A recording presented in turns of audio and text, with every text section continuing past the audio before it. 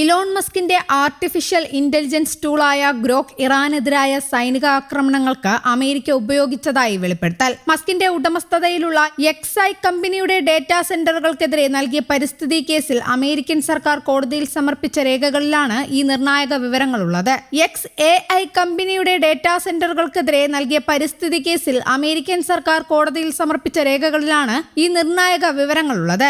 XAI കമ്പനിയുടെ ഭീമൻ data സെന്ററുകളിൽ ഉപയോഗിക്കുന്ന gas ടർബൈനുകൾക്ക് എതിരെയാണ് കേസ് നടക്കുന്നത്. എന്നാൽ ഈ കേസ് അമേരിക്കയുടെ ദേശീയ സാമ്പത്തിക ഊർജ്ജ സുരക്ഷയ്ക്ക് ഭീഷണിയാണെന്ന് അമേരിക്കൻ നീതിന്യായ വകുപ്പ് കോടതിയിൽ വാദിച്ചു. യുദ്ധകാര്യ വകുപ്പിന്റെ സൈനിക നീക്കങ്ങളെ സഹായിക്കുന്ന AI സാങ്കേതിക വിദ്യയുടെ വൈദ്യുതി വിതരണം തടസ്സപ്പെടുത്താനാണ് ഈ കേസിലൂടെ ശ്രമിക്കുന്നത് എന്നും സർക്കാർ വ്യക്തമാക്കി. ജൂൺ 15 സമർപ്പിച്ച ഈ രേഖകളുടെ വിവരങ്ങൾ വാർത്താ ഏജൻസിയായ AFP ആണ് ചൊവ്വാഴ്ച പുറത്തുവിട്ടത്. സർക്കാരിന്റെ വാദങ്ങളെ പിന്തുണയ്ക്കുന്നതിനായി പെന്റഗൺ AI മേധാവി കാമറൺ സ്റ്റാൻലിയുടെ സത്യവാങ്മൂലം കോടതിയിൽ ഹാജരാക്കിയിട്ടുണ്ട്. അമേരിക്കൻ സൈന്യത്തിന്റെ AI അധിഷ്ഠിത ടാർഗറ്റിംഗ് പ്രോഗ്രാമായ പ്രോജക്ട് മാവനിൽ ഗ്രോക്ക് നിലവിൽ ഉപയോഗിക്കുന്നുണ്ടെന്ന് അദ്ദേഹം സത്യപ്രതിജ്ഞ ചെയ്ത് വ്യക്തമാക്കി. നേരത്തെ ആന്ത്രോപിക് കമ്പനിയുടെ ക്ലോഡ് മോഡലായിരുന്നു ഇതിനായി ഉപയോഗിച്ചിരുന്നത്.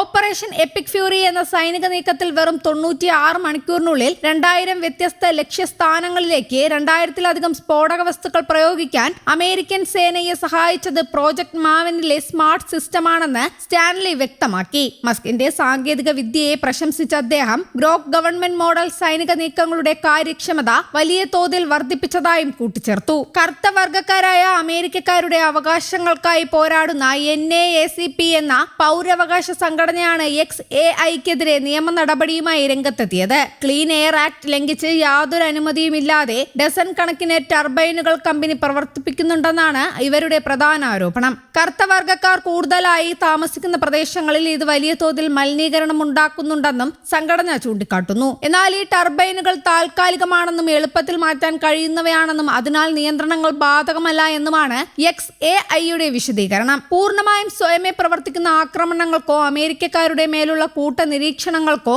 തങ്ങളുടെ AI ടൂളുകൾ ഉപയോഗിക്കാൻ അനുവദിക്കില്ലെന്ന് ആന്ത്രോപിക് കമ്പനി നിലപാടെടുത്തിരുന്നു. ഇതേ തുടർന്ന് ഫെബ്രുവരി അവസാനത്തോടെ സർക്കാർ അവരുമായുള്ള കരാറുകൾ റദ്ദാക്കി. തുടർന്നുള്ള AI സാങ്കേതിക വിദ്യയ്ക്കായി Pentagon, Google, open AI, XAI തുടങ്ങിയ മറ്റ് കമ്പനികളെ സമീപിച്ചത്. എന്നാൽ രഹസ്യ സൈനിക നീക്കങ്ങൾക്കായി AI സാങ്കേതിക വിദ്യ നൽകരുതെന്നാവശ്യപ്പെട്ട് ഗൂഗിളിലെ 600 ജീവനക്കാർ രംഗത്തെത്തിയിരുന്നു.